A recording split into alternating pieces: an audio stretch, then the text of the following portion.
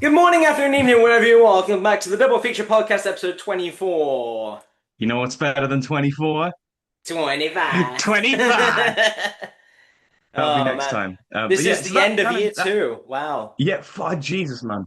Yeah. It's been a while since the It's the last end of year episode two. we recorded, so we've got Hmm. quite a lot's gone on. Yeah. With movies and obviously with us as well. You finally performed Bake Off.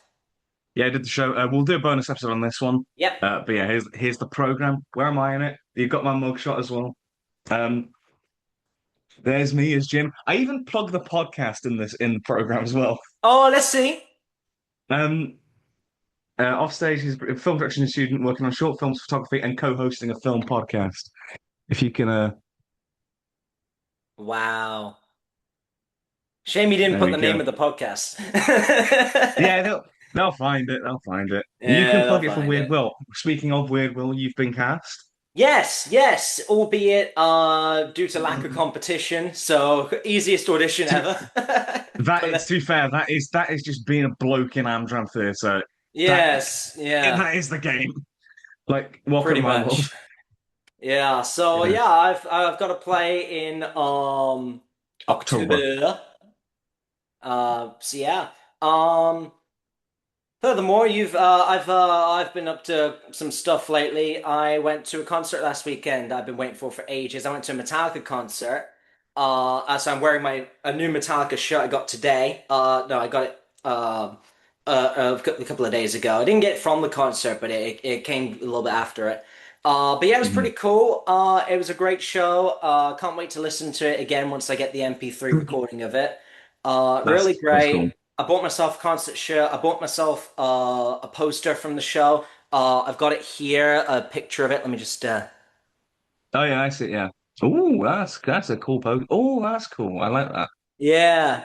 That's Yeah, not. so That's yeah. nice. I've got that downstairs. I got a bunch of free stuff as well, free guitar picks, free like water bottle, free Guitar like lanyards and free, stuff. guitar picks. They're like great concert Yeah. souvenirs. They are. Yeah, and obviously now that I play guitar, it's useful to have. But yeah, it was a really good experience. It was a really good weekend. It looked really good. Like you sent me some videos of it, and like Yes. you look just like absolutely gone, but it looked like you look like you had a great time. So it was I was absolutely wrecked by the time they played Hardwired near the end of night one, yeah. which I was super excited about because I've not played that song in like 2 years, so it was a real surprise to get that. So Mm. I was so hyped about that. It was probably my favorite part of the whole weekend was that one 3 minute song. Yeah. But yeah, no, Uh, it was a really good experience. And then I'm off to another concert on Monday. I'm seeing System of a Down, which will be pretty fun. They only come around Sweet. once every like blue moon. I think a blue moon comes around more often than System of a Down, so it'll be good to go see them. But yeah, Did they predate GTA 6? maybe, Oh my maybe. God, that's insane. But Um, yeah, it's so yeah, I have managed to fit in some movie watching in my recent yeah. busyness. And I was obviously, gonna say that I was gonna say on the topic of like just going to see live stuff. This is like theatre, but it's like new London shows. I went to the West End oh a yeah. few weeks in between the last episode and whatnot. And when me and my mates we go down the West End, we try and see as many shows as we can. We did a two-show day. We saw and these are two shows that are new to the West End that are having like a revival there. We saw Avenue Q because I've got the program for it. Oh yeah. Avenue Q. If you don't know, Avenue Q is basically Muppets but adult, and it's got the most it's the most fucking outrageous show you'll ever see. Um, it's basically yeah, sort of like a commentary of like what it's like to be a young adult, but like with Muppets and whatnot. And it's fucking clever, it's genius, and it's hilarious, but also can just like rip your heart out at any point and you don't expect it, and it's genius. Yeah, and I think the best part of that experience, there's a song in the show called "The Internet Is for Porn." Right. That gives you an idea of the kind of tone of the show, right? And they pick on somebody in the audience at that point. I'm in the front row. Oh. They- and the guy, I think it was the guy playing what's his name? Oh, bugger, what's his, the Cookie Monster, that guy, which is basically like a Cookie Monster parody, right? Right. He does like the voice as well. Um, the guy puppeteering it is like look, like having the guy look at me, and I'm like, fucking hell. I'm not taking that back. That's great. And then the other show we saw, which is making its West End debut, Beetlejuice. Oh yes, Beetlejuice. Yeah, obviously this was on Broadway about like 6 years ago, I think now. Um, Or 7 years, or I think it actually might have been, but I was trying to not say that. I could have just said 7 years ago. Why didn't I say that? Um, but yeah, it's very the Beetlejuice musical is very different from the movie because I'm very the movie is one that I've grown up with, the original. And the first act is very more or less kind of quite faithful to the film, but then the second act goes in a very different direction, and in my opinion, improves on it. okay. Yeah, because they focus more on like Lydia, Winona Ryder's character in the film. Um, they explore more of her and her dynamic with Beetlejuice, and it's just more compelling. So yeah, of the two, I preferred Avenue Q just a little bit more. It just kind of really clicked with my sort of sensibilities, but Beetlejuice is also a lot of fun. So just wanted to talk about those like two live shows, recent live shows. Okay. But yeah, that's so let's get we need to just start a new podcast of just like music and like theater shit, probably at this point. Yeah.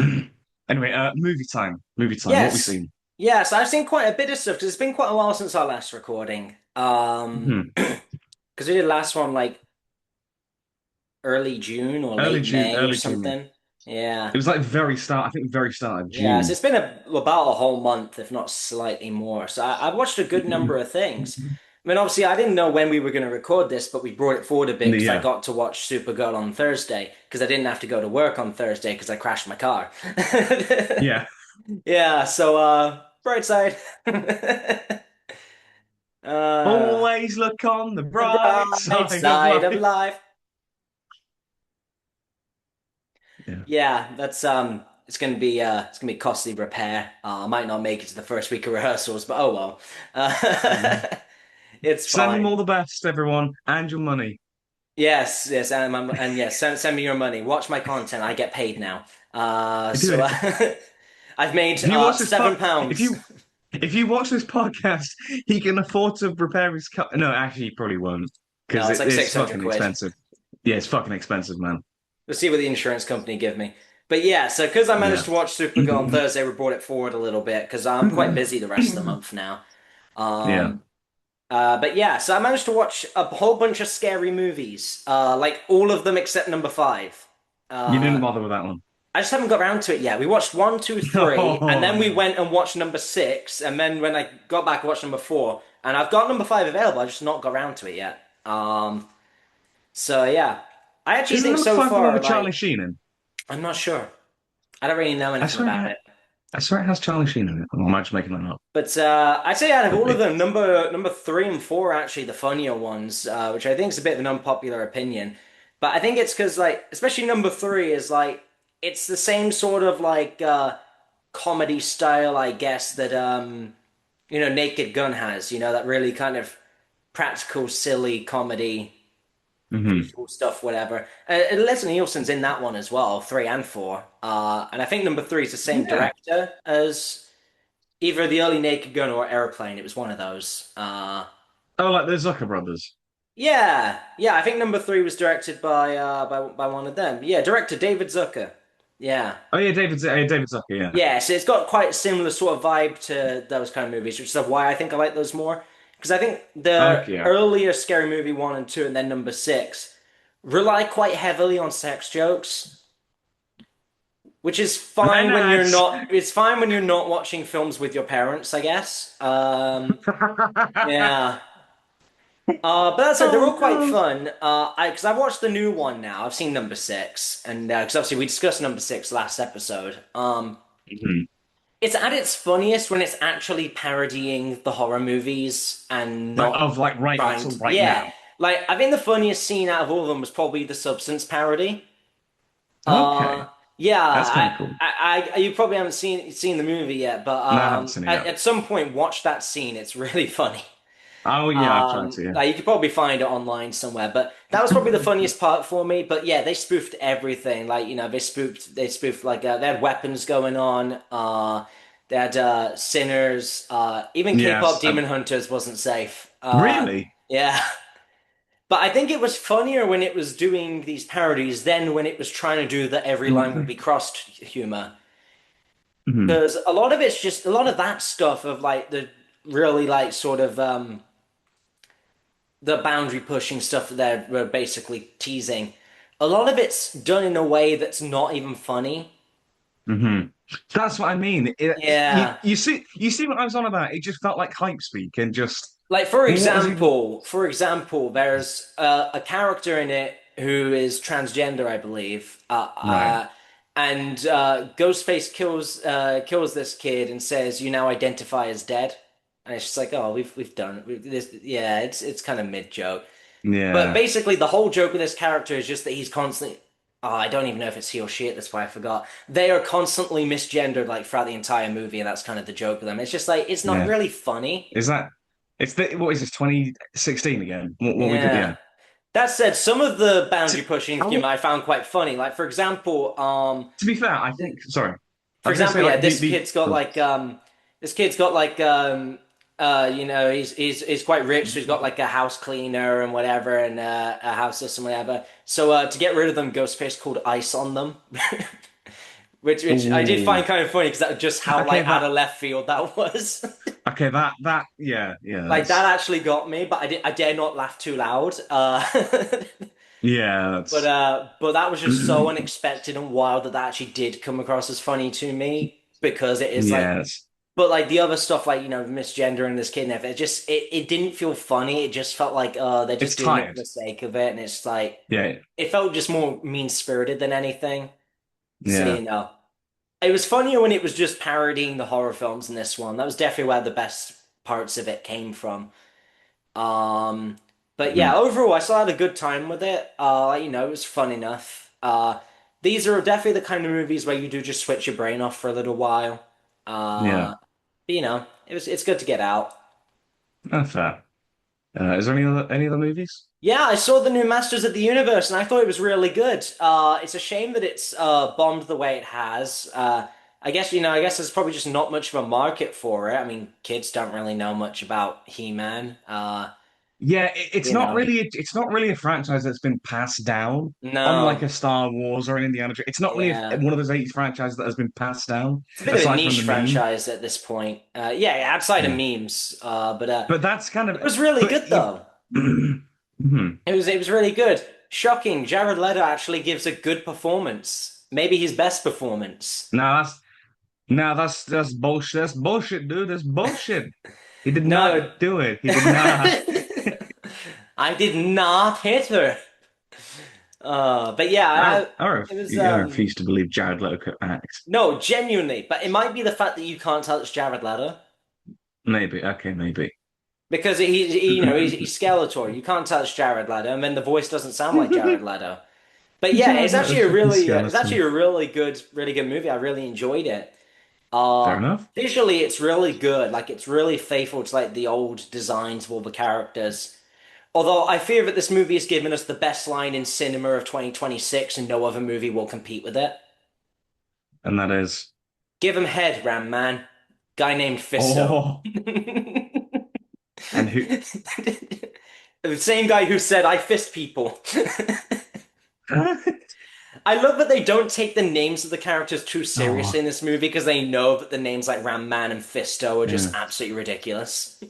Do you know who is going to be giving them head? Samson. God. 28 inches later. The Boner Temple. The Boner Temple.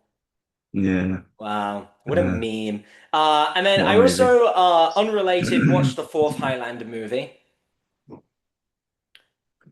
Yeah, Is that these a new movies. movie? No, but it's just I watched it and Fair it's enough. I would say it was probably my second favorite of the series, but obviously they are making a new Highlander soon with Henry Cavill in it and Russell Crowe, Oh which yeah. will be interesting to watch. I'm interested to see if they're going to adapt it like match for match or if they're going to take any differences or Is it like what, like a remake of it or? yeah, I believe Oh so. right, okay. Yeah, it's a remake, but I don't know whether it's like a full like shot for shot kind of thing or if they're going to change things a Quite little. loose. I think it would be best if they changed things a little bit because the Highlander continuity is very messy. Mhm. It's one of those series I'm very loosely invested in because my dad's a big fan of Highlander. I only saw the first movie like a few Probably for years the ago. best. The first one's the Yeah, only one I would go as far as to say is actually good. Um, I wouldn't even get that. I don't really rate Highlander to be honest. Sorry, Mr. I All's think dad. um I think the music makes it a lot better for me. Like the Queen soundtrack and everything's Yeah, the really Queen good. songs are cool. I like the Queen songs in it. Yeah, I like the concept. I just think not all the acting's great, and then the end really shows its age. Like the final sort of scene, like the effects are very. They wanted to do a lot more than what they were capable of doing at the time, basically, and it yeah. looks really bad. But I don't know. I enjoy it. I've seen it some 4 or 5 times now in my life, but Okay, fair enough. Yeah, I I mean, enjoy it I've only seen it enough. once. I mean, I've only Yeah, seen it's it mostly once, so because I my can. dad Yeah. wants to keep seeing it because we watched it again recently at cinema. I think I mentioned it last episode that they released it in Hmm. cinema, so we watched it. So I've never seen it really of my own volition. But it's one I'm easy enough to watch again. I have a decent enough time with Yeah. it. Fair. And then yeah, the only other thing I've seen is Supergirl the other day, which obviously I'll save for part two. We So will that talk just about. about wraps Yeah. things up for me. I got Um, a few. I got a few more. I got a couple of movies that I've seen in terms of like new cinema releases and a few bits of news and whatnot. So I'll talk about the movies that I've seen, kind of following you from you. I've seen a new movie and an old movie re-released. The new movie is Disclosure Day, Spielberg's new film. oh yes, Obviously, that's why we spotlighted Spielberg movies last time because in honor of this coming out.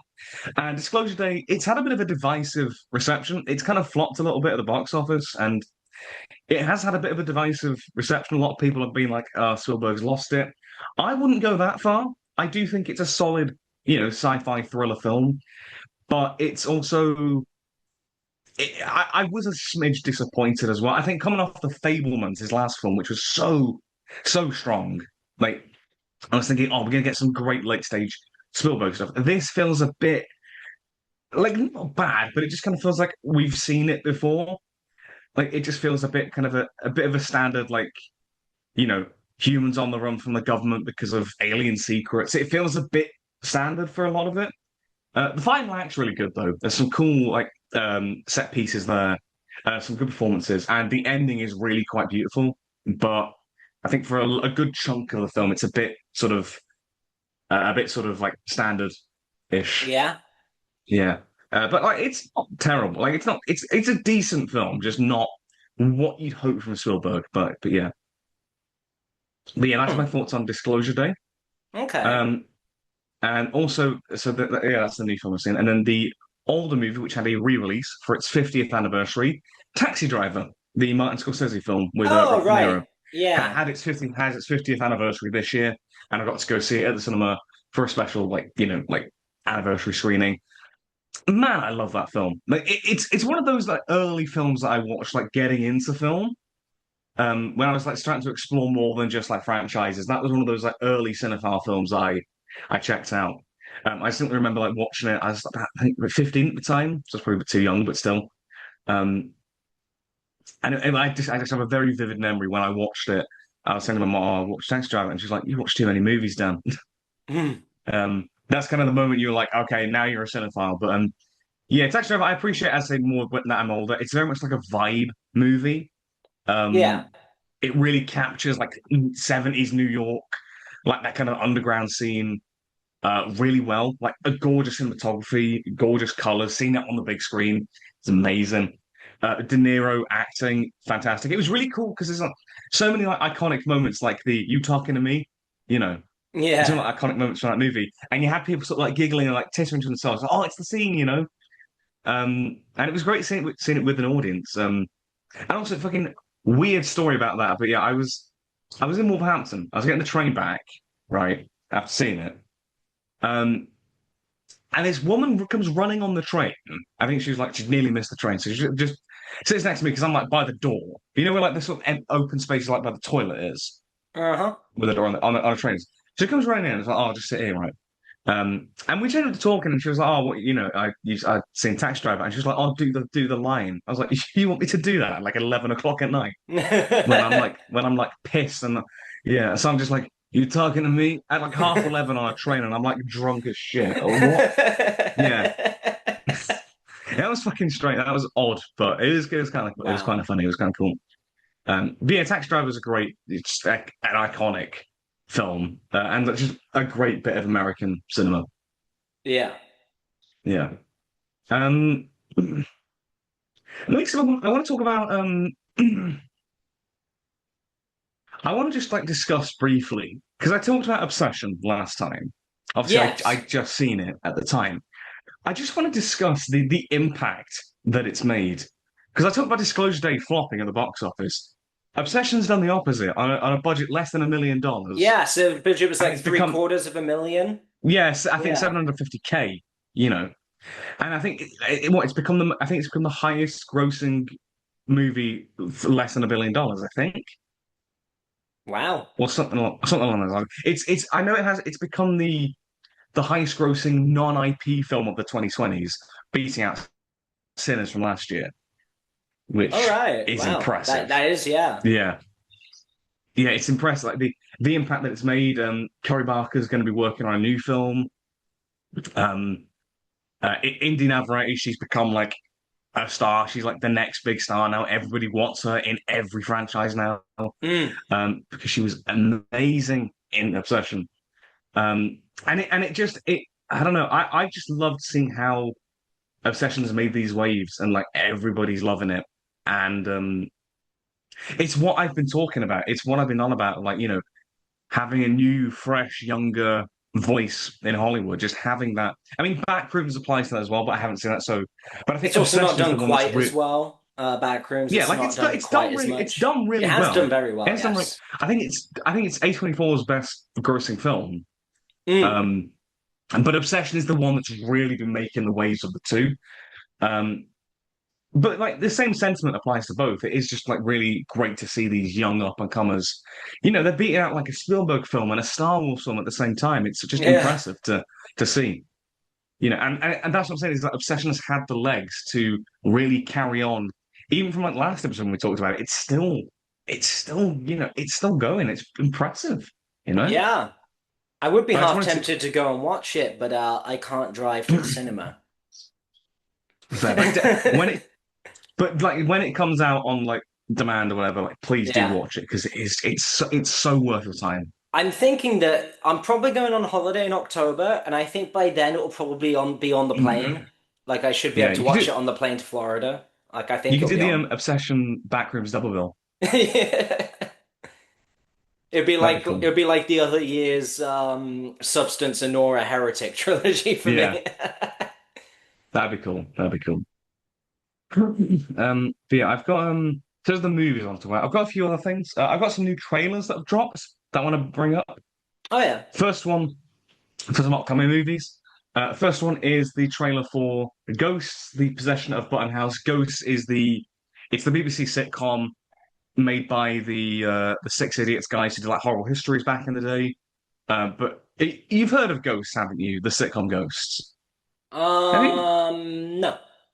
Oh, it's so good. Yeah, it ended a couple of years ago, but it ran for like five series. It's so good. It's basically like set in this house, like this woman has an accident and she can see ghosts, but they're all throughout history. So you've got like an army general, you've got a caveman, you've got a Tory MP who died in a sex scandal, Julian. I'm not joking. He's the best character. Don't at me. And you've got like all different people from like throughout history who've died in this house. And it's fucking brilliant. And this film is like a kind of continuation of that. So I'm looking forward to that. And the trailer drops just as great as the show. And then another trailer that dropped. It's for a film called The Debut, which is Jesse Eisenberg's next film. So if you remember Jesse Eisenberg, obviously we all know him as an actor, done loads of stuff, but he's recently turned his hand to writing and directing. He did A Real Pain the other year, which was fantastic. If you remember that. Yeah, I remember that coming out. I didn't see It it. you should see it. It's genuinely really great little like comedy drama. Kieran Culkin got a load of like awards buzz for his acting. The script got a lot of awards praise as well. But yeah, the debut, it's gonna be. I think apparently it's about like an upcoming actor and a director, so it's like sort of based in like the theatre world. Julianne Moore, Paul Giamatti are in it. So I'm really looking forward to it. I think it's set to come out end of 2026, possibly early 2027, depending, but like later this year in that kind of winter season. I'm really looking forward to it because A Real Pain was a fantastic film, and to see Jesse Eisenberg, honing in his craft more, you know, taking his hand to something that is a subject that I'm interested in. I'm really excited to check out the debut. I think it'd be quite interesting. But yeah, those I'm just ticking them off as we go along. Um, next up, we have the oh dear, we have the A24 AI Google crossover. I think you Oh wanted to talk about yeah. this as well, didn't you? I forgot about that, but I remember mentioning Yeah, it to you. Yeah, when I saw it. yeah. You Oh want to talk boy, about another one. that? Another one. Another one. It's really ironic after obviously Kane Parsons, who did Backrooms, obviously A24 film, was like, if I could like erase AI from history, I would, or something to that Yeah, he effect. definitely said And something then along those A20, lines. so the studio who just made their biggest hit from a guy who hates AI, they're like, we're gonna partner with AI. Bloody hell. Silly. Hmm. Rather silly indeed. I don't know if there's anything else that we can add to that. No, Just stupid. You're stupid. no, I'm not. What's 9 plus 10? 8. 21. Oh man. But yeah, it is a shame, and it's it's like the Darren Aronofsky stuff. It's like the Scorsese stuff. Um, yeah, it's a shame it's just a shame to see, especially from like a studio who are really pushing these new innovative projects. It is just a shame to see. Yeah. Next up, a little bit of news in terms of Bond casting from an article from Deadline is that apparently um auditions are underway, and this isn't just like tabloid speak. This is like decently reliable insider stuff that the auditions for double oh 007 that the next round are apparently taking place in August. So, director Denis Villeneuve, who's doing the new film, and producers for it, apparently they are, in the summer looking to do their next round of auditions and like kind of whittling the list down. They've not said in terms of they've not said how many they've not said who is being auditioned.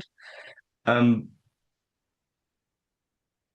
but apparently there's rumors saying that it's between like 5 to 7 actors kind of in the running. Okay. Some sources saying in the teens. So they're kind of I think they're kind of like trying to whittle it down at this point. But it's interesting to hear that the process is actually underway, and that we could potentially see a new Bond casting maybe before 2026 is out. That'd be quite cool. Mm. Yeah, and who knows? Like the new Bond 26 could be with us in 2020, probably 2028 at this rate. I think, which would make it the longest gap between Bond films since No Time to Die. That'd make it about 7 years, I think. Yeah. Yeah, because Wow. previously that was a License to Kill to GoldenEye in the 90s. That was the longest gap, like 6 years. Um, but there's that. And finally, I've got a couple of passings to discuss. I thought I'd leave these to the end because we talked about like some of that stuff earlier. But yeah, there's a couple of move-related passings. One of them an actor, one of them a singer, but has had an influence Oh, on yeah. movies. So I'll talk Bonnie Tyler, first of all, passed away the other day at the age of 75. Yeah, it's Um, like I, to, literally like 2 days ago or something. yeah, I mean, I had heard health issues like a bit ago regarding Bonnie Tyler. I think I heard that she'd gone into a coma because of like health related issues, and I was like hoping that you know it didn't lead into anything worse. It unfortunately has, and so of course, massive condolences to our friends and family and fans. And yeah, although she wasn't like necessarily an actress, the songs that she made not only are iconic, like Total Eclipse of the Heart, that album just what album, and that music video is amazing. And like holding out for Hero, but it's like I said, the impact that these songs have had, like in obviously Shrek 2, we think of now of holding out for Hero, but also Footloose, Diver Wimpy Kid when in the audition scene when they're singing Total Eclipse. But that's what I mean is that her influence has really had a real impact on cinema. So I thought it was absolutely appropriate to bring her up in this. So may she rest in peace.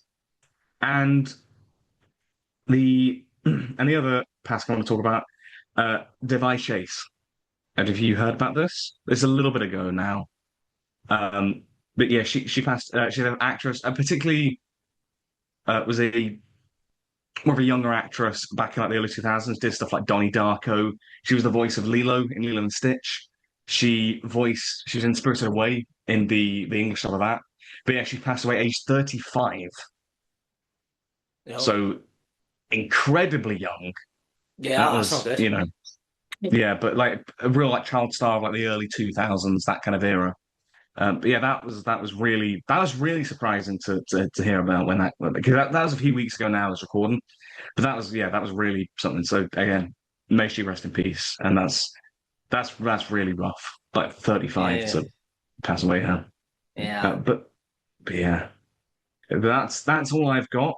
Unless there's anything else that you have. Oh, one more thing Oh, he's following got up from something we discussed last episode that we almost forgot to discuss in part one last episode. yeah. So in terms of other movies doing well at the cinema by people who have been on YouTube, obviously we talked about The Amazing Digital Circus has been doing really well. Oh yeah. And since the last episode on YouTube, I decided, let's just watch it all. So I binged the entire thing in one day during work, Okay. and 6 out of 10. We don't have I don't want to go into too much because you've not seen it, but overall Hmm. it's got some good ideas, but it's got some strengths and it's got some weaknesses. I'd give it a 6. I did bump it down to about 5.5 and then bring it back up to 6 after rewatching the Yeah. ending. I mean, Um, credit to you for giving it a it's shot and like not the another shot. best written thing in the world. When you have to confirm a lot of your lore outside in like Reddit posts and whatever, like that's not a sign of good writing. Hmm. Um, but yeah, other than that, it was a fun time. It got better as it went on. Once you get to about episode 5, it actually starts getting like properly good. Out of 9 episodes, that's a while Because to how, have to get in because there. how long are the episodes like each? Most of them are like half an hour, give or take. Although the first Okay. one's a bit shorter, and then the last one's like double length. I see. So it's basically 10 episode length, but 9 in total. But Uh, yeah, so it's not long. You get through it in like 5 hours. Um, But yeah, I think it was pretty alright. I actually quite liked the ending. A lot of people didn't. It was very divisive. Mhm. Um, that's about as much as I could say because the fandom is very, very evil. If you say anything they don't like, they will find you. So Okay. I'm not going to And say they won't kill anything. you. Possibly. So I won't say anything further on the show. But I think it was worth a watch. It was interesting to watch. But yeah, it pretty decent. Probably just could have done with maybe more episodes and better writing. Mhm. But that's about it. Maybe. Yeah. Fair enough. Yeah, it's kind of I do rate that you gave it another shot because you'd seen the pilot before and you weren't keen on it. Yeah. And then I thought, well, if I'm gonna wait till it all out because if people still say it's good, I can Mhm. then just binge it in Mhm. one go rather than having to wait months between every episode. That's valid. Yeah, so this was just yeah. Anyway, that's Yeah, that is part that's one. all part one. So we will get into And part now for two, which part is two. It's a Supergirl. bird. It's a plane. It's a mid movie. Yeah. Yeah. It is. Super mid. It's super average. Yeah, I think Come on. Come on, let's get the puns out. Let's get the puns out of the way. Let's get them out of the way. super meh. Super air. Average girl. Hey, that's not a very nice thing to Well, it's not say. super. Mid girl. Uh, mid. They call me mid girl. I am mid at everything I do. That is my superpower. If the film is so mid, does that mean it's from the Midlands? The super Midlands. It might be. It might be. Mm. But yeah, I think obviously I only watched this film Yeah. 2 days ago, so it's still relatively fresh on the mind. Mhm. I think you can tell, but it's not James Gunn who's written and directed it, but it's someone really trying hard to emulate James Gunn and not quite Yeah. succeeding. Yeah. It's weird because obviously I think naturally we're gonna compare this to last year's Superman, obviously part of the DCU. Um, and if that film felt like the Iron Man 1, the very strong opening to this universe, this was like the Iron Man 2, the very weak follow-up, which feels very cut from the same cloth and is like, I kind of want something a bit fresh and a bit Yeah. different here. I think as well, Um, though, I'd more compare it to, I guess, a poor attempt at recreating Guardians of the Galaxy 3, what mhm. with the, I guess the crypto storyline is very similar to what happened with Rocket of, trying to save him in time, whatever. And It's very much just like a ticking clock story, this yeah, is. it's another ticking clock story. The main villain is very much like he looks like he's part of Taserface's crew. Not gonna lie, he's another like, Yeah, I thought that too. They're yeah, just the discount Ravagers, aren't they? it's a gun shitter instead of a glup shitter. It's a They, glup they, shitter yeah, from the gun universe. to be fair, even that like town that they end up at and where they like have that fight, it just looks like where the Guardians hang out in the third film. Oh, Did, nowhere. did, Yeah. yeah. But you know how it is in the third film where it's like that it's a bit more like, Yeah. but you know, like grungy, like street level. It just felt like that again. Yeah, that's what I mean. It feels like they tried very hard to emulate Gun, but it lacks in a way. I mean, that said, I Yeah, it didn't just hate the film. neither did I. It was just fine. Yeah, I say I don't hate the film either, but I just don't have any. You know, it really just felt kind of very ho hum and just yeah. And that's the end of part two. Thanks for watching. Yeah. I No, we'll go into more because like, there is stuff to talk about. I think think we'll there are, credit. there are I feel like Millie Alcock, is that her name? I think she's Millie good. Alcock, I yeah, think she does a good job with what she's been yeah. given. I agree. I agree. I think she's strong casting for Supergirl. Like like David Corenswet was for Superman, like great Mm. casting. And I think she's got a lot of screen presence, a lot of charisma. And I think, she does carry the film quite well. Like, I think without her, with a weaker actor, I think it'd probably be even, a worse film. Yeah. That said, though, I do think the script in some ways does let her down Mm. because whilst her performance is great and I enjoy, watching her on screen, I think the character stuff with her does feel a bit muddled Little bit, yeah, but she also just seems like because really unlikable at times. yeah, but I don't think that's her fault. I think Yeah, in the she script man with the script, yeah. Yeah, I think she manages to make it work, and you are, I think, charmed by it. It comes across more charming just from her performance, but I think the script because they're trying to do the whole like deconstructed hero, like she's a broken down person, but also it's like they're trying to make it out as if like she's lived this long life and like she's had all this experience, but also she's still like a young early 20s like party girl. It's like what are we? They that just feels too at odds Mm, um, to really like coalesce. yeah. Like I kind of get what they're trying to go for, like almost like an old soul kind of thing, but in a young person's body, that kind of thing. And I'm not saying that doesn't not work in principle, but I just don't think it here because I think like yeah, you can still have her as that kind of old soul, but it's like the fact that she's this like hedonistic like party girl, like trying to life of the party and whatnot. It just seems a bit.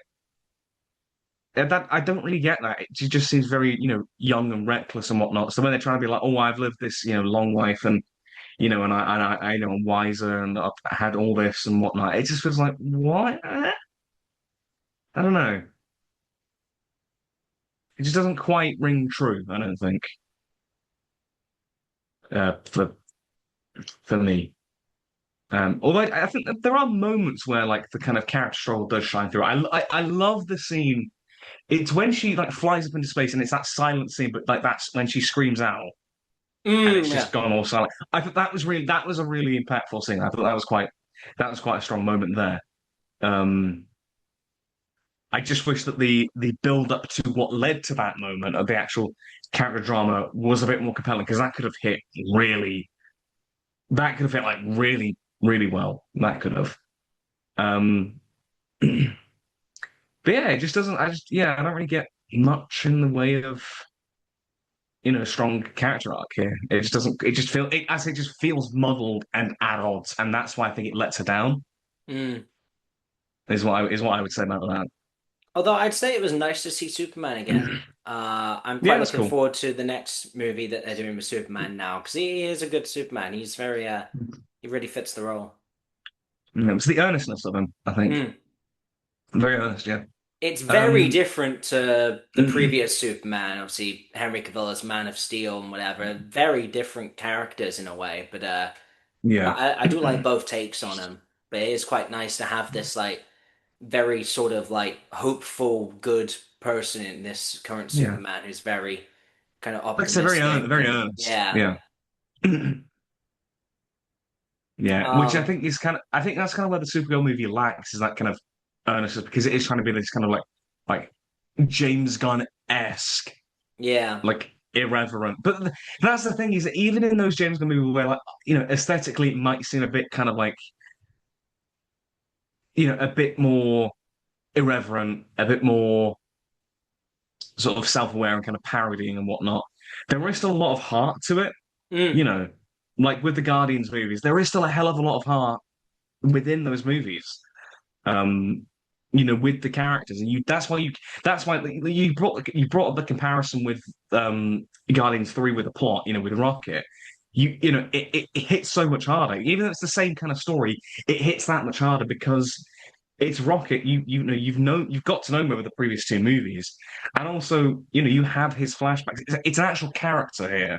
You know, mm. it's an actual character. You see these flashbacks of what happened to his friends and whatnot, and you see what it has that reaction, and then like Star-Lord's reaction and that sort of stuff. Whereas here, Crypto it's just a dog. You know, like it's cute, but Yeah, it's that's what very you're much just but like like that's what you're a anchoring plot your movie. device, That's really. yeah, You and it's know, like that's what you're even in the previous movie in Superman, yeah. he was a plot device at points as well when Lex captured Crypto, and obviously because Crypto, I guess obviously because he can't talk, he's not. It's a quite different situation to Rocket, where he's you don't get quite so attached. Yeah, I mean he's cute, like he's cute and all, and I think I said Yeah, like in both that film and even here with like Millie Alcock and her performance, she does convey that love for a dog, and she wants to, she does convey that very well. But it is a bit hard to get investment. It's literally just it's just a dog, you know. And I say this as somebody who has a dog, and I love my dog, but it's you need a little bit more. I don't know. It just didn't quite.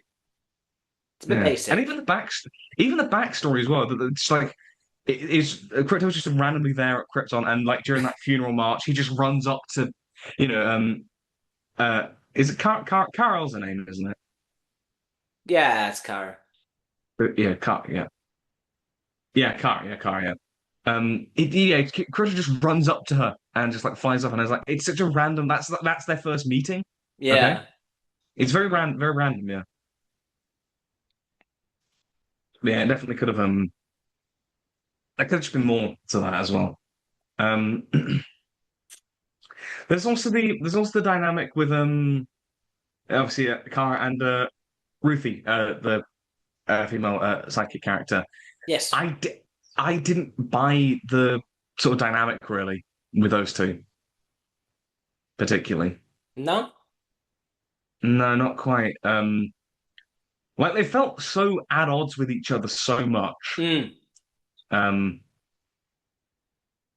it just didn't quite. Yeah, like obviously, like to be honest, I didn't really care much for the her quest for revenge for the fact I didn't really care too much for that. Um, and like I say, that her and Kara felt so at odds with each other that I didn't really get that sense of like building rapport. Well, obviously they can be at odds at first, but I didn't really feel that kind of building of a rapport over time. I didn't really feel that chemistry that strongly, which is weird because in interviews they have it, but I just didn't really feel it on screen. Um, Mm. And then when like after that attack on like the street, Ruthie basically like, oh, you let this happen. It's like Krem would have like done this anyway, like all this destruction. It's like he would have done that anyway.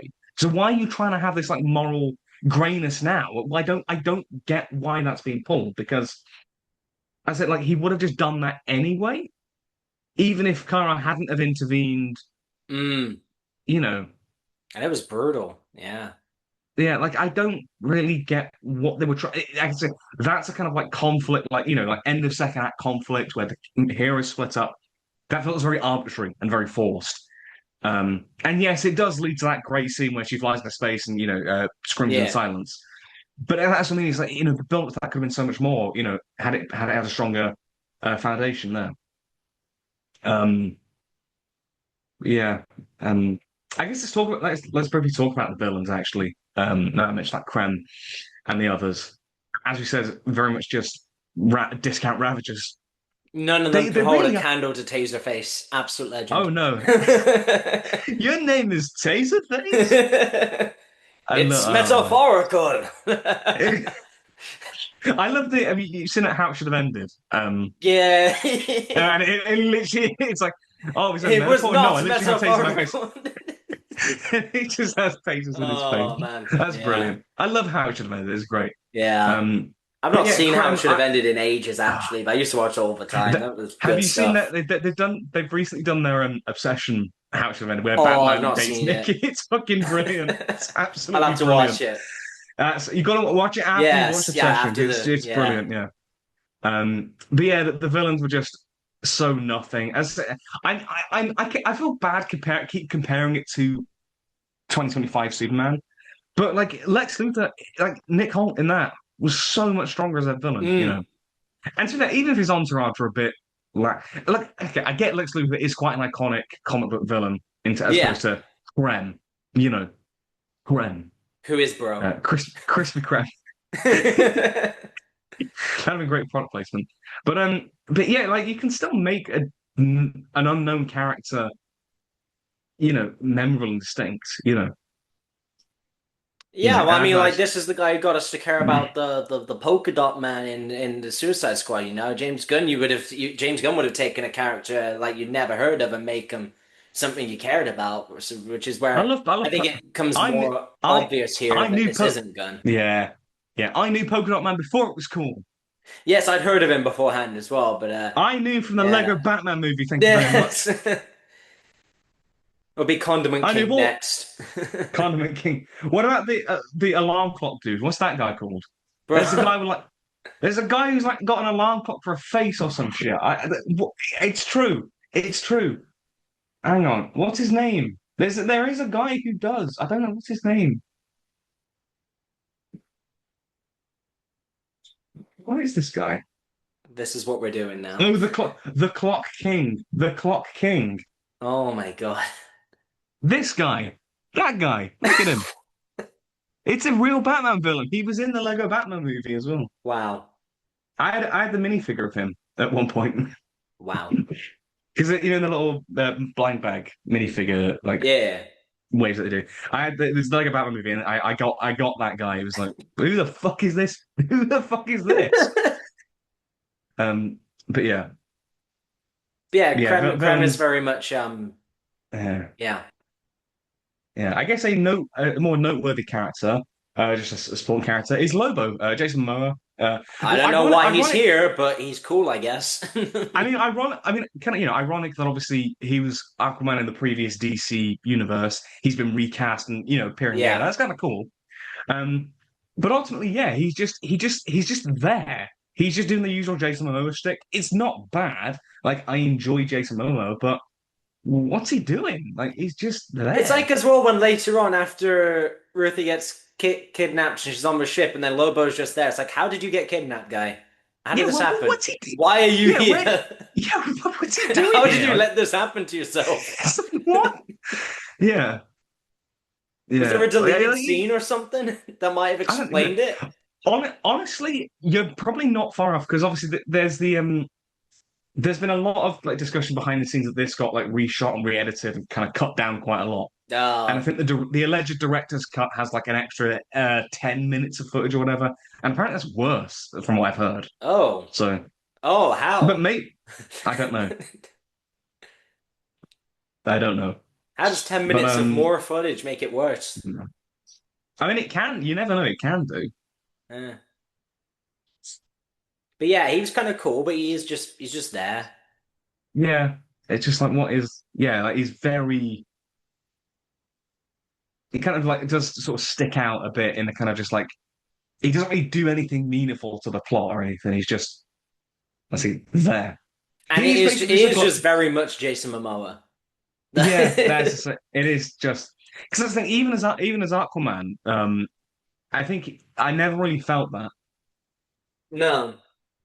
No, I still bought into it being the character rather than just Jason Momoa, but a punk biker. You know. I was expecting Minecraft Steve to walk in at any moment at that point. Yeah. Is it bad that I thought the same as well? Yeah, Jack Black just fucking rocks up and just like I am Steve, just like you know. Nah, you gotta cast him as like some random DC character. He comes up and goes, Can he play I clock? am Brainiac. Can he play Clock King? Okay. Oh. Can Jack Black play Clock King? I need to be careful because I'm going to end up saying like I'm going to end up saying Nah, something we can else. get Jack Black as the Condiment King. I Yeah. Ketchup and no no mustard. no that's James Corden as the Condiment King. This is what I mean. Supergirl is not an interesting movie to talk about. We're just talking about fucking D like not even D-list G tier Batman villains. That's how interesting this film is to talk about. It's not. Yeah, I knew this was going to be a short one when I came out of the cinema on Thursday. I knew this wasn't going to be a. Yeah. Yeah, I don't really have much to say about it. Like, even there's a whole thing of like um the sort of character arc of like with Ruthie particularly wanting revenge on her family, and Supergirl is basically trying to like take the moral decision from her hand. Like, it's not a bad plot line, but it's one that we've seen countless times before. Stuff like Star Wars always explores it with like the Jedi and the Sith. Doctor Who's done that scenario like countless times with like the Doctor and Companion. Hell, even James Bond's done that before. In For Your Eyes Only, it does that, which is pretty botched. So, like, there you go. Supergirl did something better than James Bond. It did that slightly better. Um, yeah, like it's not bad, but it's just kind of, it's decent. Um, I mean, that's something as well. Is that like Supergirl barely, she doesn't wear the actual Supergirl costume until the very end as Yes. well. I don't know. That's kind of a bit. It just kind of feels like a random like space stoner for half of it. A little bit, yeah. Yeah. Um, what else do I want to say? Oh, yeah, I was going to say actually. I forgot to say this about like Millie Alcock's performance, but obviously you've got a lot of the flashbacks to her past on um on Krypton. And I think obviously, a lot of those scenes are played quite straight and quite not really with that kind of self-awareness. It is played quite straight face and serious, and I think those scenes do show that actually she is really strong. When given like good like dramatic stuff. Mm. So I wanted to highlight that. Um, because I say it is not. I think she has very much been let down by a pretty weak and muddled script and characterization. Yeah. Yeah, yeah. But that's the thing. It's just a very. I don't really have. I don't know. I don't think I have anything else I can add. Even the action scenes. We've not even talked about those, have we? Really? I suppose not. Because I can't think of aside from maybe the boss sequence, because I thought that was kind of novel and like the setup of it. I thought Mm. that was kind of a fun little bit. Yeah. But like even then, like that's the strongest action scene of the film. Like I can't think of any other sequence that really pops or sizzles, and I'm thinking, yeah, Another thing that it yeah. lacks for trying to emulate Gun is it does not have the same sort of impact from needle drops as a typical Gun movie does. No, no, but it tries to. You can tell there's moments where it really tries to have these moments of like, Mm. this is like, yeah, this is the key song. Even like, I still listen to Punk Rocker from Superman. Oh The yeah. needle drop, that needle drop at the end of the movie is so good. It's such a great song. And then obviously all the Guardian stuff, like Stella, um, That's the thing as well, is he yeah, it's takes like these songs that you've probably never heard as well, like with like the Guardians films. There's so many like the old and obscure songs that like, and then Hmm. obviously with Peacemaker as well. I don't think many people had ever heard "Do You Want to Taste It" before Peacemaker came out. And Hmm. that's not an old song. That was like 2010. The band had broken up as well, and then he dropped that song, and they're Yeah, super famous. Like, he takes damn. songs that you don't even have connections with, and they still work so well, rather than having to rely on like a really popular song half the time. Can't wait for Man of Tomorrow. One Direction is dropped. Oh, no, I'll watch that'll happen now. It just dropped like fucking You Don't Know You're Beautiful. Just like randomly in the final battle. I like that song actually. I'm not afraid to admit it. I like that song.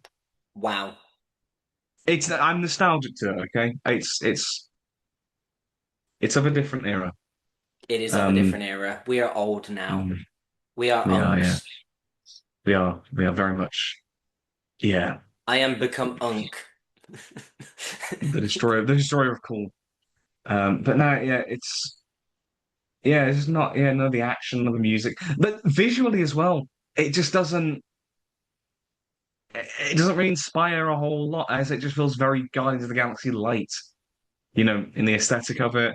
Mm. Like there's that one sequence. There's like one scene early in the film where I think it was Ruthie, or I can't remember who it was. I think it might have been Ruthie, but where she's out in the field, and I think like Kara ship's behind her or something. And it's like the shot of where she's in frame, it's very clearly green screened in, and then the other shot is just of like just the natural fields. I'm like, that's why are you green that this is what I'm saying. Why are you green screening that? It looks fake, and if it was real, it's like, how do you make it look fake? How do you do that? I don't know. But yeah, I'm running out of shit to say. I don't know what else I can actually add because 3 out of 10, call it a day. sorry, 3 out of 10, call it a day. not that no, not that bad. Like I'd Maybe give it like a 4. five. I'd give it like a five. I'll go with Like 4. as okay. Oh wow, bloody hell, that's quite low for Yeah, your damn. You're not feeling it. nah, it was fine. It's like, I Fair. don't know. It's probably on par with Wolfman, I guess, for me. It is the movie. It's not quite Wolfman level. I don't know, I feel like Wolfman, it It's not somehow far had off. more interesting things. Yeah, it's not far off. It's not far off. Yeah, it's pretty But close. did the Wolfman episode have Clock King? I didn't think so. Neither did this, mate. Hey, Neither did this movie, mate. but this podcast does. Is what I'm saying. I Look at suppose this it's dude. true. Look at it. Look at that. I had that minifigure one time. Wow.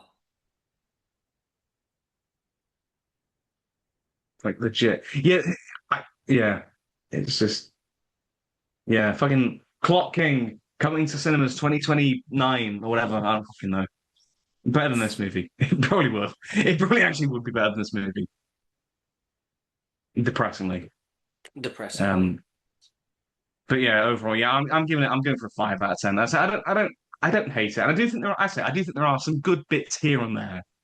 But overall, it's just a very muddled and very meh film that just feels derivative.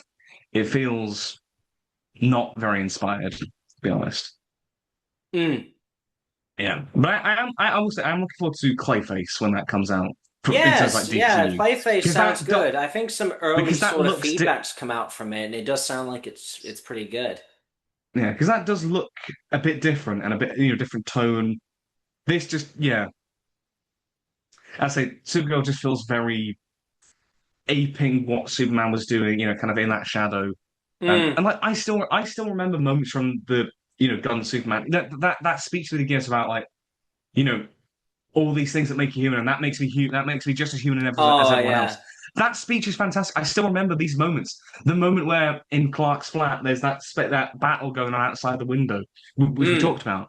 Like I still remember these great moments from that film, and I don't know if I'm going to remember much from this film when, like, even you know, like half a year from now. But uh, but yeah, that's Supergirl. Incredibly mid.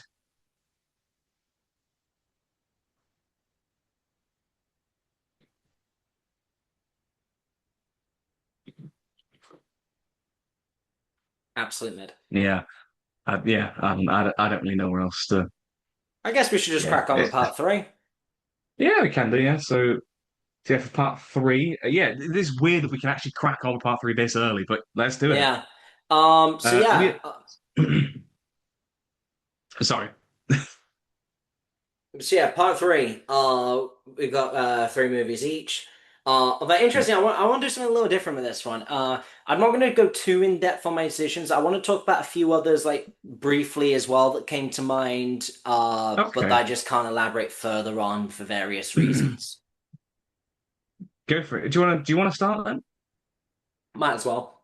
So obviously we're doing movies with like where the lead Film character protagonist. is female. Basically because we did Supergirl, so Yeah. connections. Wow, such a Two deep men, thing. two men talking about females. Yes. And So, my first so, movie is so, gonna be White so Chicks. basically, every yeah, two blokes talking about women. So basically, every Fox News debate about abortion. Wow. How long have you been storing that one up for? Hey, if Scary Movie can do the shit, then so can I. That's true. So I'm gonna be talking about White Chicks. I think it's really funny. No, Is that it? I Is will that it? not. I will not be talking about White Chicks. Is that it? You're No. just talking about chicks. Um, I think one movie I really wanted to do, but I'm not talking about because I can't remember A, if I've talked about it previously, and B, if we're still gonna do the full ranking video at some point. But a really good contender would be Rogue One, the Ooh, Star Wars okay. story.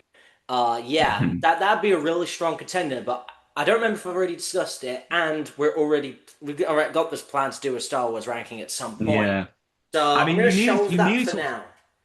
Yeah, you nearly talked about that for the space movie. Yes. When for that episode that we did like space movies, you nearly talked about that. Yeah. But obviously at Yeah, some that's a point we're fair. gonna. Yeah. Yeah, that's a fair shout actually. To be fair, I have actually changed one of mine. Mm-hmm. Um, quickly. But what I was originally going to talk about was Spirited Away, Oh yeah. the Ghibli film. But I felt like I didn't want to cover that in the end because obviously it's a very popular film already. And it's one of my favorite movies of all time. But also, it's weirdly one that I wouldn't recommend to everyone. If you're new to Ghibli, it's not one that I would start with. So I felt like it'd be a bit counterproductive at like or saying, "Oh, spot this," but actually don't watch it yet. I Mm-hmm. don't know. As much as I love it, I feel like watch like some of the simpler Ghibli movies, like My Neighbor Totoro, like Kiki's Delivery Service. Both those also start female characters as well, so that could be a good one. And then like build your way up to Spirited Away. I think that's probably the better way to go about it. I just felt like it would be a bit counterproductive to sort of Mm. to do that for me. But yeah, and also I will also say as well briefly before we actually go on to the movies, I tried to set myself a criteria, which I don't usually do for these, but I wanted to have for this at least one film had to be from a female director as well. I just felt that Okay. that would feel fair for me. It turns out two of my movies have are from female directors, but I just felt like having them all from like male directors would feel a bit kind of like a bit, you know, kind of against the point of what we're talking about. You know, I suppose. I did not yeah. criteria in such a way. I say I've it actually doesn't matter. realized, I realized when going through the list of all the movies I watched the last couple of years that I've not actually watched that many movies where the lead is female. Like, Sexist. no, no, no, no, no, no. But no, it did make me think. It did make me Yeah, think. The other, I did set yeah, myself one criteria though. Uh, yeah. we're avoiding horror films because that's Completely. an easy gold mine. So if you want to do them, that's fine. But for myself, I decided let's just Okay. skip horror films because I mean, that is I've not got a horror such film on here. like because like if you pick like slasher movies, like all of them, it's always the final go. It's like that's such an Mhm. easy thing to do, and they're always half the time they are interpreted in quite a sexist way anyway. That would also go against the point of the topic. I think the thing Um, is that there are some. I think there are some slashes where I think the final yeah, girl some of them, trope. yeah, I think in some ways has kind of been read as quite empowering. Horror is generally seen as quite a progress. I obviously you do get your particularly like from like 70s and 80s those slash films where they yeah, are very sleazy. They are very sleazy. It is just like basically the female characters are just tits and arse yeah. basically. essentially like very male gazy, very sleazy, especially like a lot of like low budget underground stuff Yeah, so does I have wanted to that avoid feel. all of that. Yeah, Plus, it'd be but I way do too think that easy. It'd be way too easy to pick yeah, horror movies. Then you just like, oh yeah, Halloween, Scream, yeah. Terrifier 2. We're done. Easy. Yeah, but I do think there's some of those. Like, obviously, you've got Halloween with Laurie Strode, Sydney in the Scream movies. I see Nancy in the Nightmare on Elm Street movies. I think she's a fantastic lead in that first I've not film. seen those, to be I, fair. yeah, I mean Uh, the Nightmare films are kind of my favorite like slasher okay. franchise for me personally. But like Nancy's in the first film, she's also in the third movie as well, and in the new Nightmare like weird spin-off movie. That's fantastic as well. But I wanted to kind of, give a shout out again, give a shout out to like, horror slasher final girl icons because, I do think that your iconic ones, like your Laurie Strodes, like your Sydneys, like your Nancy's, like your Ripley's from Alien, I think kind of counts as well. Well, that's I going wanted to to lead give into what my first pick was, which was fair enough. Aliens, the action Of Aliens? movie. Oh, okay, Yeah, okay. because I did say no horror, so I Mm, went for the action sequel. Because yeah. I did I slightly mean, prefer Aliens, and they're both very good films. So I can really yeah, talk about them in a nutshell together, really. yeah.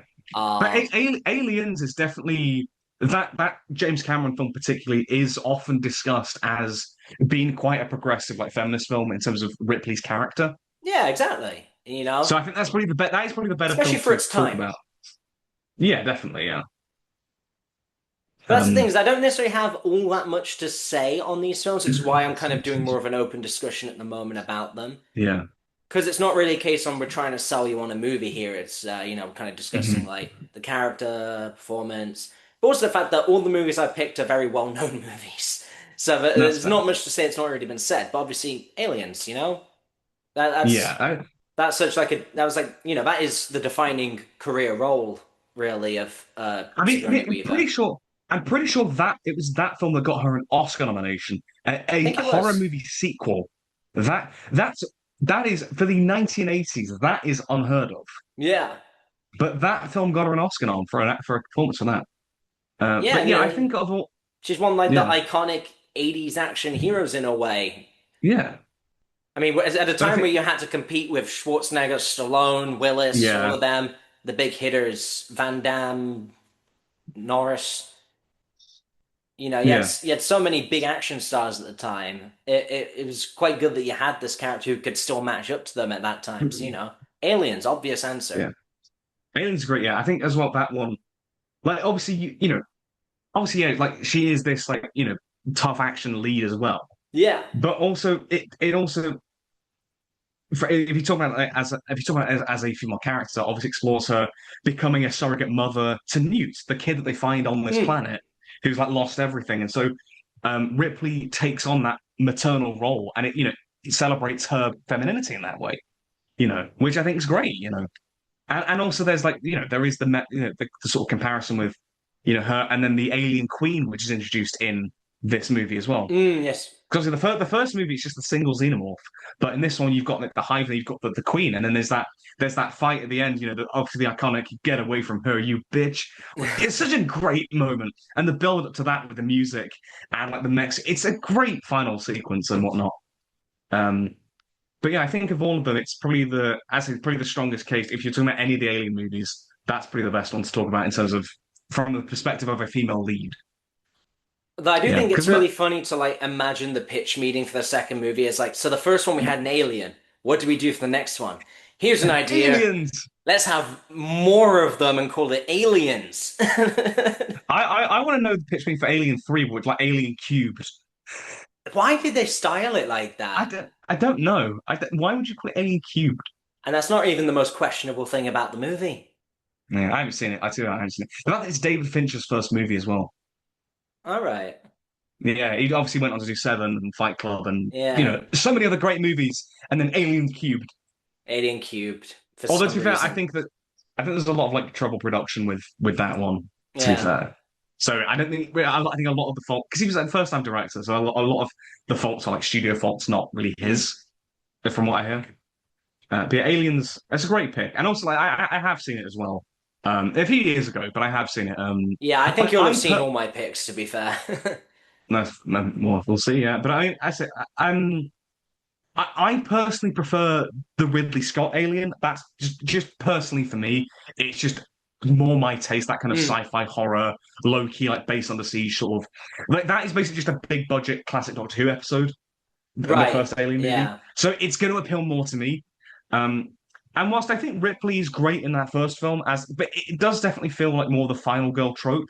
Mm, Whereas this, I think, it does expand on that a bit yeah. better. I think just Aliens as a sequel just expands on the world, expands on the lore of the xenomorphs. You know, it goes in a different genre direction.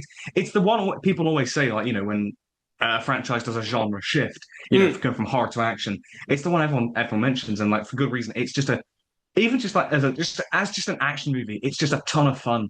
And there's so many great set pieces, so many great effects, so many great like creepy moments, and it's really impactful. I I think both really love. movies are like equally good, really. It's just a Yeah. case of dupe for horror or dupe for action is like the main And like for us, difference. that's very we do prefer those different Yeah. things. So but they're both really stand up Very so good well. So movies. Very good movies. yeah, so yeah, Alien's a great first pick, and I Yes. think for this topic, really a really strong like contender. Yeah. So I'll start with my first choice. Yo. And okay, my first one, it's it's possibly up for debate whether this should count, but I think it does because the lead actress like building the credits, Marilyn Monroe, Okay. Marilyn Monroe film, obviously icon of cinema, just broadly speaking, Yeah. of just pop culture even. But she is first billed in the credits of this film. She is the star of this film. However, the two lead protagonists who lead the story along are men, but they do disguise as women in the film. And there is a lot about like gender explored in this film. But I feel like even with those asterisks, I think it's worth discussing in this context. And that's Some Like It Hot. It's the old 1950s comedy with Marilyn Monroe, Tony Curtis, the father of Jamie Lee Curtis, Scream Queen, um, and he was married to Janet Leigh from Psycho as well. He was. Okay. So I Yeah. will now be talking about white chicks. Oh, okay. Yeah. And then Jack Lemmon as well. So yeah, that's the thing. It's like kind of there is like, does this maybe count? But I think actually Monroe is the star of the movie, and this is the first Marilyn Monroe film that I actually watched, and because I said I did this film for at my A level film, I had to study this one, and it was my teacher's favorite of the ones that we studied, Okay. because I think she'd done like a uni essay when she was at uni. I think she'd done an essay on this film, or like particularly like film theories, like sort of the male gaze sort of stuff, and like how that is reflected in cinema. Um, there's a whole lot kind of with that kind of thing. We kind of alluded to it earlier with like horror movies, the kind of like male gaze, just like looking at women, kind of like Mm. in a kind of like voyeuristic sort of way, like to give the audience pleasure. That is something that is just a thing in cinema. So many films have done it, historically. But I think what's quite clever about this film is that it very much does put the male characters in women's shoes, literally and metaphorically. So basically, the premise of it is that Jack Lemmon, Tony Curtis, they play two jazz musicians in like 20s Chicago, like during like Prohibition era. There's like gangsters, and they witness a massacre. I think it's the St. Valentine's Day massacre, and they have to like flee, right? And so they disguise as women and join an all-girl band to like Florida, right? To get away from the mob. But it's through that they kind of realize what it is like to live as a woman. So the first because at the start of the movie, Joe, who Tony Curtis plays, he's because obviously Tony Curtis was a bit of like a heartthrob of like 50s Hollywood. He was a bit of like a, good looking, heartthrob of his day and whatnot. Like Hollywood royalty, really. Um, and he's a bit of like a sort of womanizer, quite smooth with like the secretary, that kind of, stereotypical like, male lead in the movie of the time. And then when they take on the female persona, the first shot of them is of the back of their legs in heels, in that kind of like voyeuristic way that you would usually see women in films, but it's to the male character. It's like they know what it's like now to, how it is to sort of be stared at, essentially, in that sort of way. Mm. and like and like get hit on. So when they go to Florida, Jerry, who Jack Lemmon plays when he's disguised as Daphne, he gets proposed to by this like millionaire Osgood, and they do a little they do a fun little tango. It's quite cool. But yeah, no, it's just I thought it was quite interesting in how they explore that, and especially for a film from the 1950s as well, is quite progressive and does hold up really well. Hmm. You're Yeah. doing your thinking. You're doing your thinking face there. Yeah, Yeah, no, I see why you bring it up now. yeah. I just think it's. I thought it was kind of interesting in that sort of way. But even beyond all of that, it is still just a great film. Like the script is so funny. There's so many great, like brilliant dialogue throughout. So many great, some like funny innuendos and just like really funny back and forth responses. The chemistry of the cast is great. The music is great. There's some great Marilyn Monroe songs like "I Want to Be Loved by You." She is like a movie star that you. This film absolutely does show the appeal that she had, like as an actor, as a sex symbol. You see just the screen presence she has, and I think as one of the iconic actresses of all time, I think it was worth exploring a film that she was in. Um, and I say you got the whole stuff with the mob. They eventually come and find them. And it's like there's a lot of like physical comedy, um, and it's also got one of the great film endings of all time. I dare not spoil it. It is as I say, there's a lot of these readings that you can make of this film, but also it is such an entertaining comedy as well. You know, and it is one of the great like American comedies of all time. And I'd be really interested to see what you'd make of this actually. Okay. Because obviously we talk about like absolute comedy and whatnot. I would genuinely be keen to see what you'd make of a film like Some Like It Hot. I Okay. genu I'd be genuinely interested to see that. I don't know, it'd be kind of cool. Um, but yeah, this is from it's from director Billy Wilder, who is one of my I must have mentioned Billy Wilder before, have I? It's just like just in passing Hmm. mention, I mean. I'm not sure. I know this is the first of his films I've talked about on the podcast, like spotlighted, because of like classic Hollywood, he is one of my favorite directors, like Sunset Boulevard. Hang on, I've got the poster for Sunset Boulevard right there. Oh One yeah. of the I could have talked about that because that's a female-led film with Gloria Swanson. That could have been possible in Denver. But he's done that. The Apartment, which won Best Picture. Ace in the Hole, that's a great one. Kirk Douglas in. Um, 7 Year Itch, that one's a bit of a meh. Well, that's another Marilyn Monroe one. That's the Marilyn Monroe one, where the train goes under and the skirt like flies up. Oh, okay, That yeah. Yeah, everyone knows that 7 year, scene. yeah, 7 Year Itch. That's what that's from. Okay. And that obviously is kind of like very male gazy, very like Yes. that one is a bit more regressive. Like her character is literally called the girl, Oh. really. So she's kind of just the sort of the dumb blonde archetype, that kind of a bit ditzy, and there isn't really kind of oblivious to how the other men in the film and in the audience see her. But Some Like It Hot is a bit smarter than that. I think like her character called Sugarcane, she's the lead singer of this all girl band. She's a bit more savvy. She's a bit like a lost soul. She's kind of like on her own, um, away from home. She's kind of a bit broken down, like she drinks. Obviously, Prohibition era, it's set, so kind of a bit more taboo as well. But she's also quite savvy as well. She's quite a bit smarter and she's quite playful as well. And it's just really, really endearing. And I think there's a little bit more, a bit more brains behind the blonde, essentially, in this Okay. film. But yeah, Billy Wilder's films, like his way of like exploring all these topics. Because we talk about this stuff like like the message in movies and whatnot, and ultimately every film is made by somebody. It's gonna have something to say, even if it is incredibly surface level, like a good versus evil. Every story has something to say. But obviously it depends on how you do it, and there are ways that sometimes it can come across as preachy, and I do recognize that. And I personally feel that like using humor is a great way to get across a message to an audience because they almost feel to me, it almost feels like you're inviting them to have that conversation. It doesn't feel like you're telling them, this is what I want to say. It's Hmm. you're inviting them. And like through humor, you can like laugh at these kind of topics. So you kind of like think, ah, yeah, you got a point there. But then that kind of thing. And that's why I love Wilder's work because he does that so much, whether it's this film, which is very outwardly comedic, and then other films which are like more darkly comedic, like Ace in the Hole. Um, Yeah, I wanted to spotlight something like that because I feel like even with those asterisks I talked about, I feel like there's too much about the female experience explored in this film where it just made sense to talk about, in my opinion. So I've gone with that.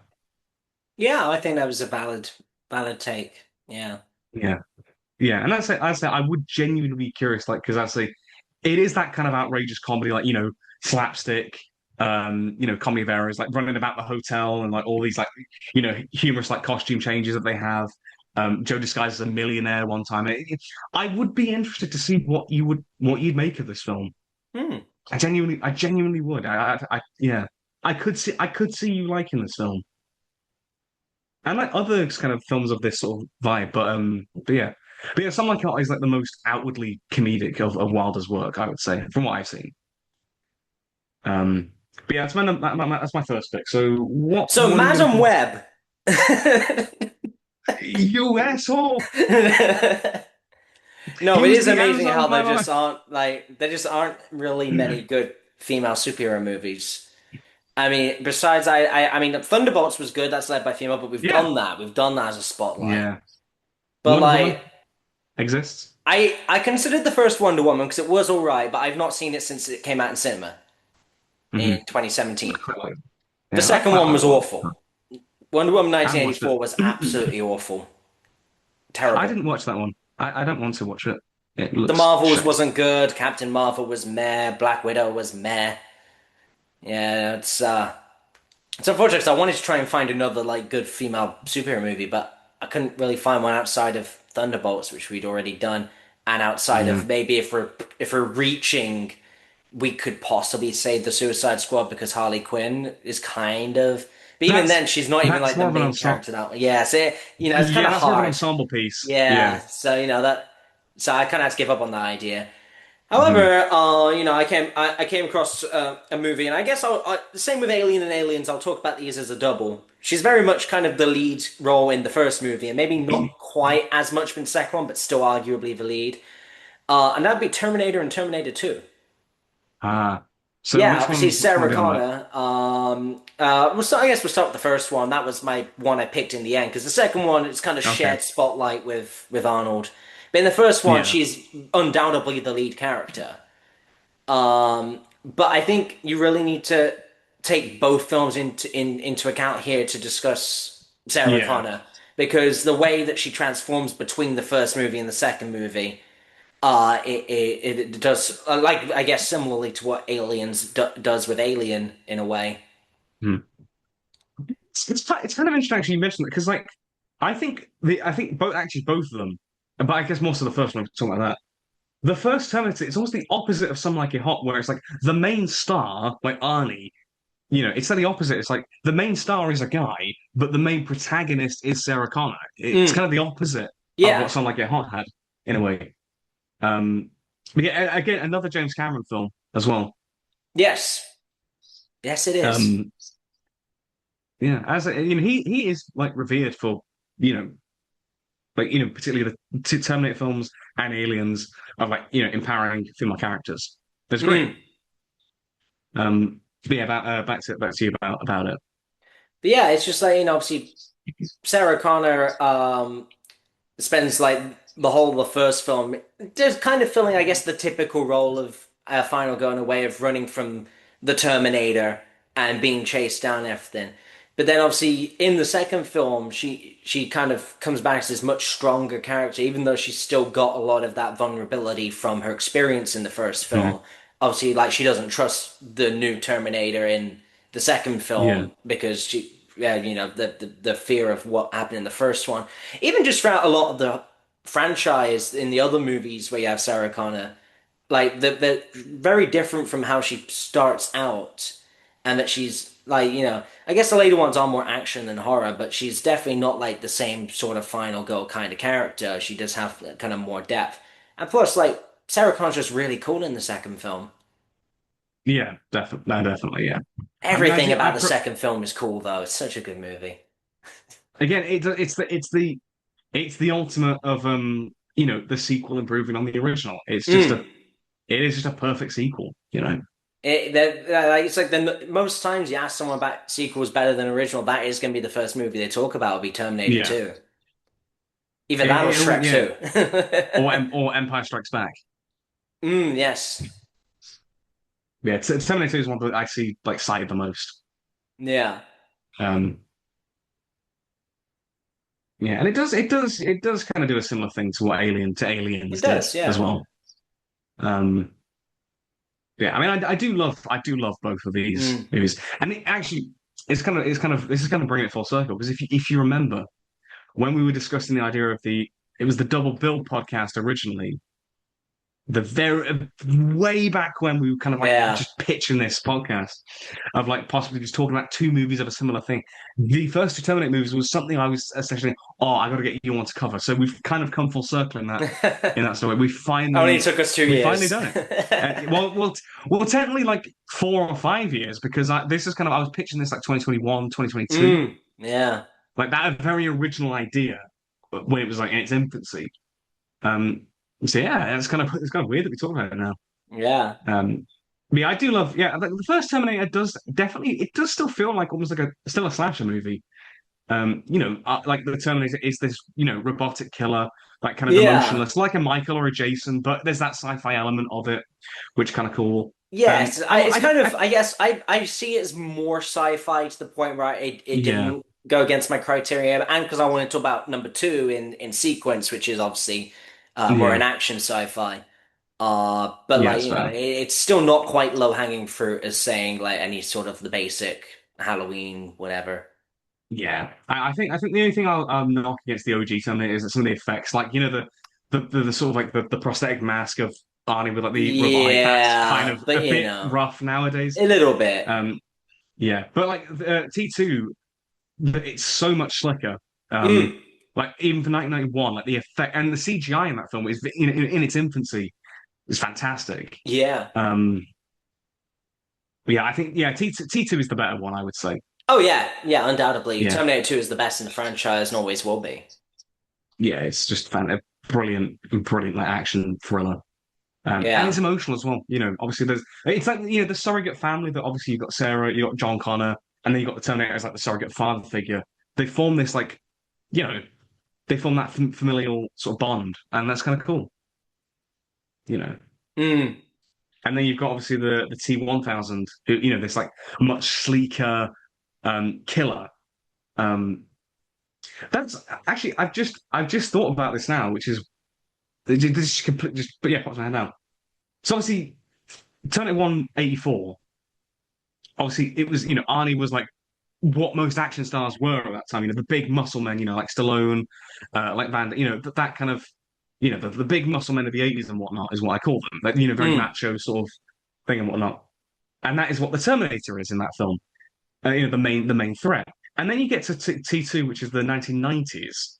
And I don't know how familiar like with like action movies, action thrillers of like the late 80s into the 90s, where those kind of like big macho muscle men were kind of on the way out, and the kind of leaner, slicker killers were on the way in. So like stuff like John Woo's The Killer comes to mind, and then like the T-1000 and that is this kind of leaner, police officer mm. can run fast. He's a lot, it's a different kind of threat, and it reflects the change in action heroes of the time. I think that's just what I realized just then. I was like, actually, Hmm. yeah, Yeah, it does. because like Bruce Willis, actually, I wouldn't really describe him as like a big muscle man.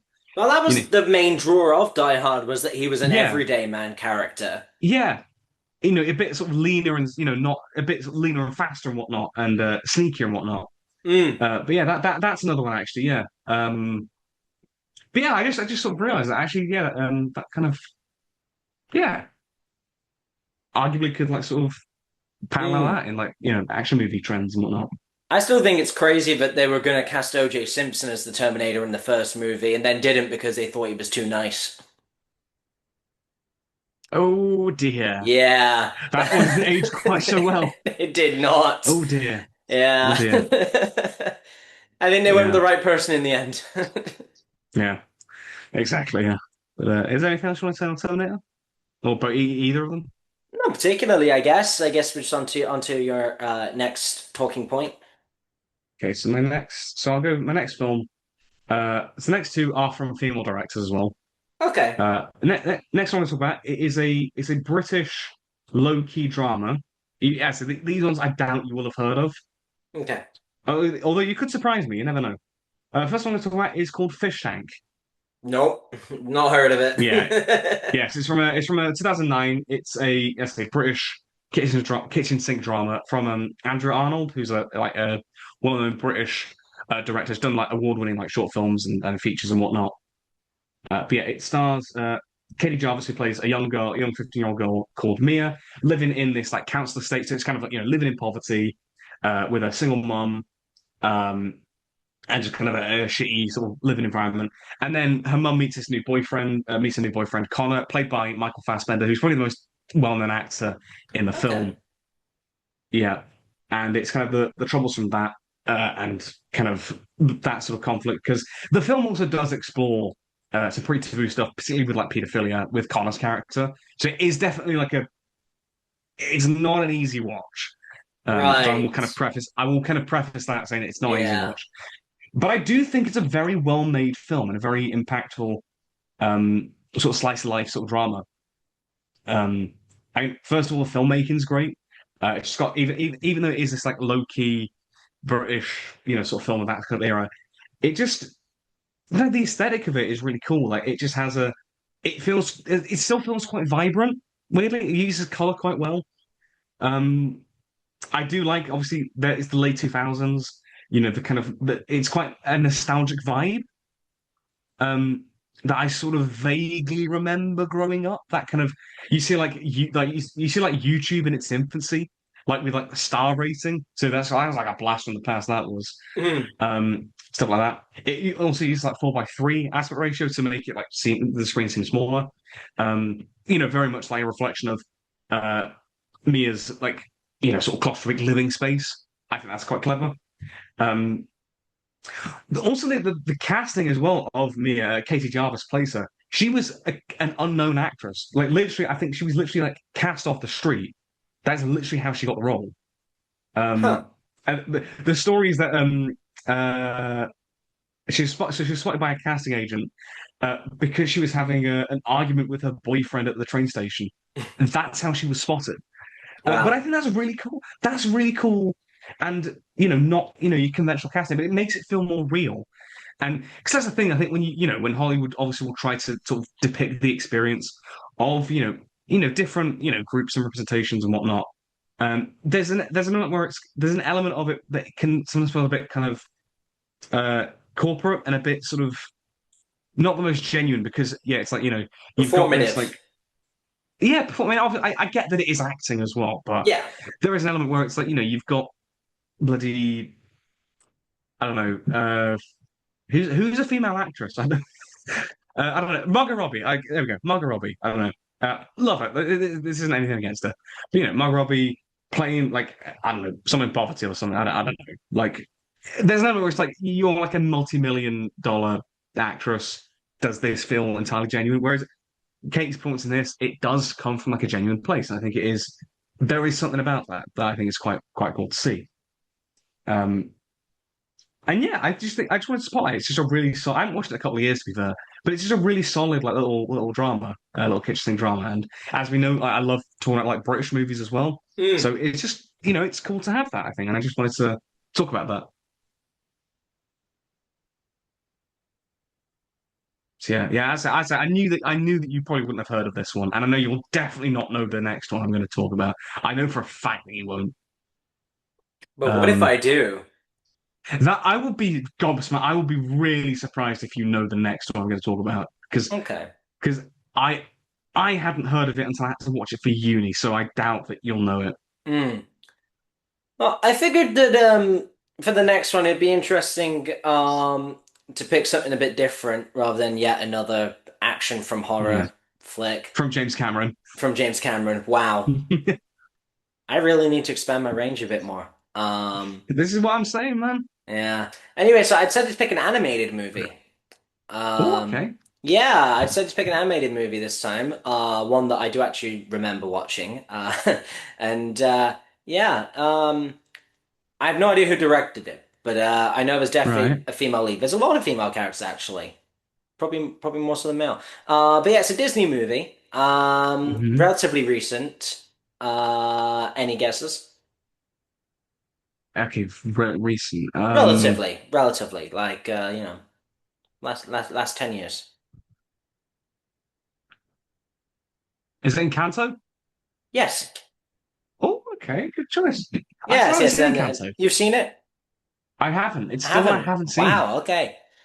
But yeah, I thought it was pretty good. I watched it. It was another one where when I'm on a plane, it's like you got a limited number Yeah. of movies. You pick what you want. That there wasn't a particularly good range that time, so I thought, well, people said Encanto is good. I've not seen it. Let's watch it. Might as well since we're going to Disney. Yeah. But yeah, it was actually quite good. It's probably one of the better Disney movies of this decade. Yeah. I mean, of the 2020s, Christ, Yeah, it is. I mean, yeah. A lot of the because 2020 stuff's been pretty bad, but Encanto was actually what good. I, I'm gonna What I'm gonna even see was what Wish? I mean. Did I fucking watch Wish? No. So yeah, so the 2020 decade of Disney, right? We've had Raya and the Last Dragon, Encanto, Strange World, Wish, Moana 2, Zootopia 2, which is actually pretty decent. But fuck me, what is that lineup? Yeah, it's not great. Yeah, Yeah, Encanto's like the Encanto's most actually acclaimed of pretty that. good. Encanto obviously has got a lot of music by Lin-Manuel Miranda, who's done a lot of like stage Yeah. shows, whatever. The music's definitely one of the highlights of the film. I mean, Uh, we don't talk about Bruno was everywhere it when this film was, came out. it was everywhere, and it is very That was catchy. that was arguably was that maybe a reason I didn't watch it because that song was so overplayed? Maybe. You know, maybe. But I do need to actually give it a shot because it's But to fucking be fair, good, the isn't it? harmonies on that song are really good. The way it layers like Hmm. earlier verses at the same time at the end is really cool. But yeah, it's got a really cool sort of culture to it as well. Obviously, it's all very Latin America inspired and whatever. Yeah. I can't remember. It's one of the Latin America countries. I don't think it's Mexico. I don't remember which one it is, but yeah, it's got a really cool kind of Apparently, yeah. the mountains of Colombia. Colombia, yeah, yeah, that makes sense. I mean, it was one of those, but yeah, it's got a very kind of unique feel to it because it's got that culture, and obviously the Hmm. premise is that everyone in this family has powers except the lead character does not. Mirabelle. Yeah, Mirabelle. Mirabelle, that was it. Yeah, and yeah, Mirabelle does not have any powers. And I think Rip. if you've not seen if you've not seen it, I won't give away the ending. But I think it's quite interesting what they end up Mhm. doing with her character. But yeah, I think this was just as interesting a pull as any of the others were because I don't know, animated films obviously exist Yeah. too. Animated films are often like you can very quickly disregard it as it's just a kid's film or whatever. It's not, it's more Um, than just that. but yeah, I think this was one of the better ones of Disney this decade. And I guess Yeah, maybe I just think, in general, I think this decade is still Mhm. relatively high. Like probably top 10 of the decade in the As in, 2020s. As in what do animated you, movies in general. right, Yeah. okay, yeah, Yeah, yeah. just I outside of think, yeah. Disney. Oh, Yeah. right, okay, yeah. Fine. Like it's Probably, up yeah. there. I think for me, it's like, because this sort of, I think Disney, they're kind of waving out of this now, but particularly like the late 2010s into the 2020s, right? Because like the mid 2010s is like, their twist villain phase. Oh yeah. Like with Mr. That was his mistake, and like fucking Zootopia Sheep Mayor, whatever the fucking name was.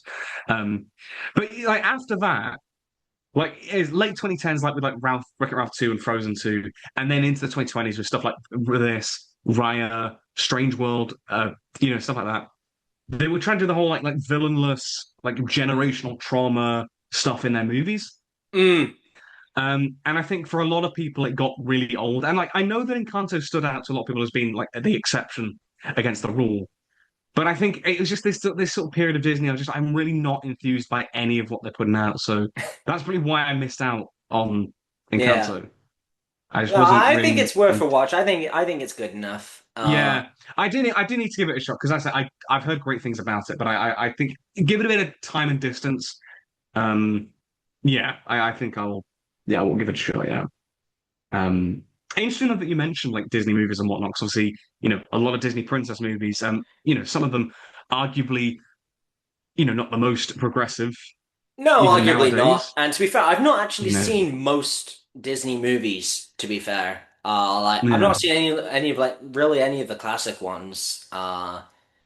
I know I saw Little Mermaid when I was like in Little school. Mermaid is great because I did watch it Um, recently. and I saw Well, I watched it, Frozen not Clemens. too long after it came out, again at Yeah. school, against my will. But yeah, I've not watched most of like the classic Disney princess stuff. Mhm. So but either way, I've yeah, a seen lot of the rest Cinderella. don't I've seem. seen Cinderella, I've not. the old one. I've seen the live action remake. Fuck's sake. Oh, Cinderella and Beauty and the Beast. And somehow Mulan. I've only seen The the remake. Yeah. oh oh you've made you because to be fair, Mulan the animated one, I was almost going to spotlight because in terms of like a female character, that's a fantastic one. Mm. I refuse to watch the live action remakes. I flat out refuse. I just no, they're just they're just dog water. There's no legitimate Dog water. fuck. I was so enraged. I knocked my phone out Wow. of the phone stand because that's what the live action remakes do to you. They enrage you because they're Right, but shit. before you go on another rant, which is becoming something of a common staple now, It's quite a uh, fucking occurrence, isn't it? I mean, it's not going to top the Emilia Perez rant. Oh, we should have talked about Emilia No, Perez. that would be offensive to do. I think. I think that'd be I offensive feel to that absolutely everybody. Yeah. that would just be offensive to do. Period. I think. Yeah. Yeah, that's Yeah. not. Let's get to your last pick Yeah. before we get Okay. booted out. Yeah. Right. So my last pick. So this film, I'm actually not a massive fan of, but I thought it'd be interesting to spotlight Oh, okay. because it's one. Because it's one that I had to watch for uni, and I hadn't heard of this film. Right. Like completely. Right. It's called Girl Fight. It's from Oh, I've 2000. heard it. No, I haven't. Fucking at me for a second. I saw Yeah, the look on your face when you thought I meant it. And you that's what I little was waiting shit. for. I gave you 1 second of that expression before I could. Can we screen cap that when the extra comes out? Yeah, yep. Oh, fucking you dickhead. Um, but yeah, so Girl Fight is as I say, it's from 2000. It's from Yeah, I Karen know. I've seen it. Kusama. I hope I'm saying that right. Shut up. It's her debut film. She also directed Jennifer's Body, if you've heard of that one. I've heard of it. Yeah. The one with Megan Fox. That's a bit of a cult following actually recently. And it was also the debut film of Michelle Rodriguez. Oh yeah. It was her debut film. So obviously you'll know for like Fast and Furious and like whatnot. Family. But yes, sorry, Family. Fast and Furious family, movies. Family. family, yeah, the family movies, yeah. Yeah, it's just her debut film, and it's about so Diana, who Michelle Rodriguez plays, she's a teenager in Brooklyn, and she's a boxer trying to be a boxer, but like keeping it a secret from her father, who disapproves of it. Um, so yeah, we had to watch this for university module about representation in film, and whatnot. So obviously, this representing gender, very much taking a typically masculine activity in boxing and putting a female character in that, and kind of doing the inverse of that. Is this like the Uh, opposite of like Billy Elliot or something? Essentially, yeah, actually, Right, okay. kind of is in a way, yeah. But I thought it was worth spotlighting. I mean, it's a debut feature, so it's very low budget. Mm. The camera quality is very. I mean, my mate Luke, he described it as it was like watching a BBC Four documentary in 2002 because Right. it is that kind of like it was like not guerrilla filming, but it's very like low budget camera all the time. There's a The gorilla in editing, it. like no, like guerrilla filmmaking. What, King Like very Kong? like no, not that. No, fuck's sake, no, no.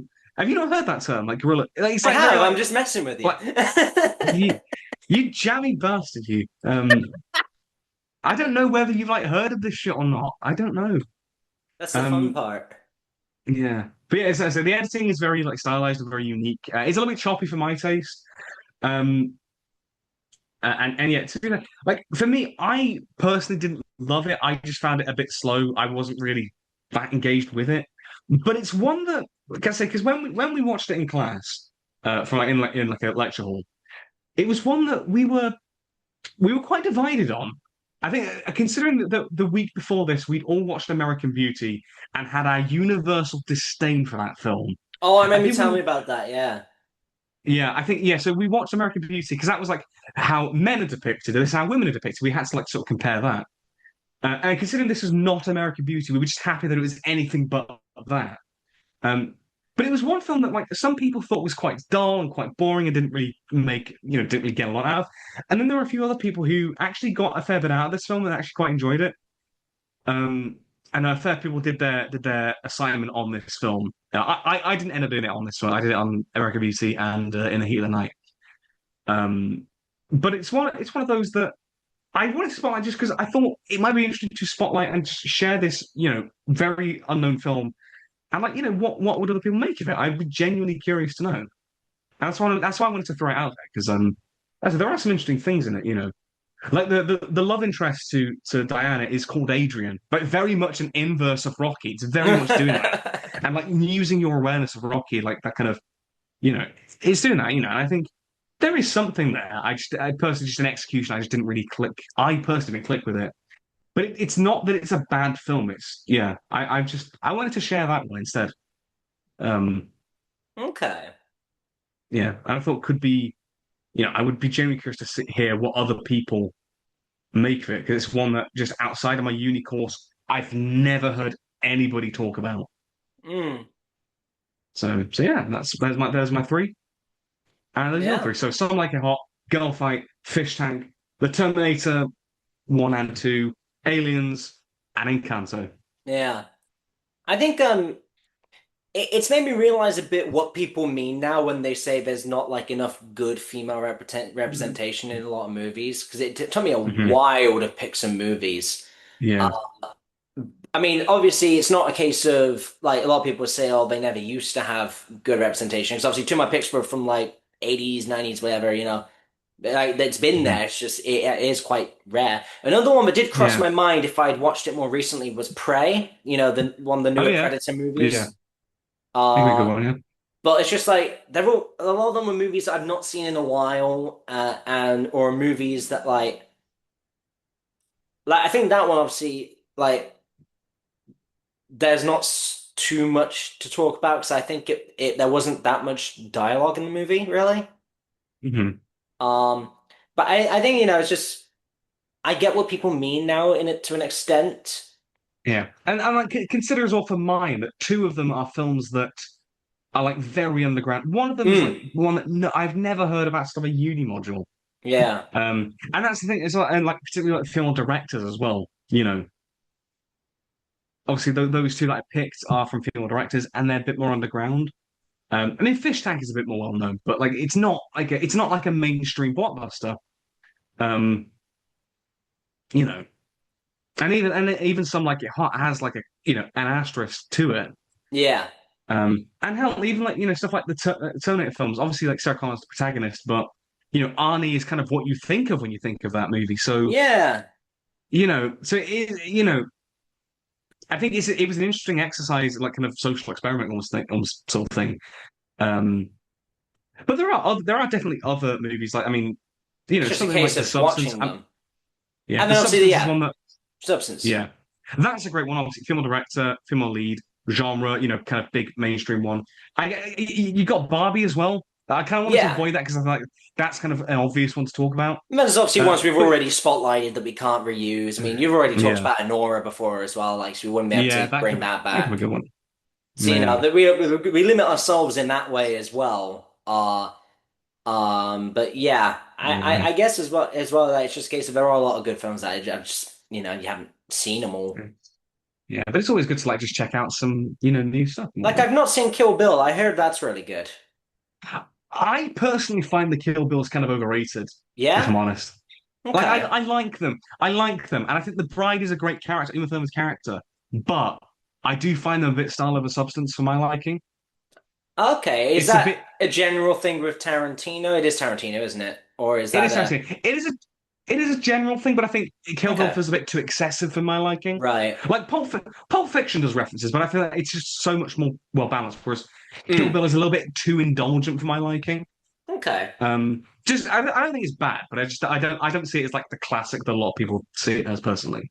Yeah. Um, but yeah, those are so that's the episode. So I hope you That is the end guys of year two. Wow. year two, yeah. So we made it. Yeah. So I hope you enjoyed it.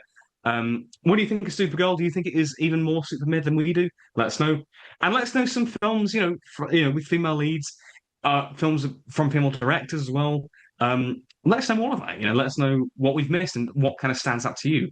And until next time, you take care and have a great day. Yes, thanks for watching. Don't forget to like, comment, and subscribe to both channels, and we will see you next time for episode 25. Thanks for watching. Yay! See you in the next Bye. one.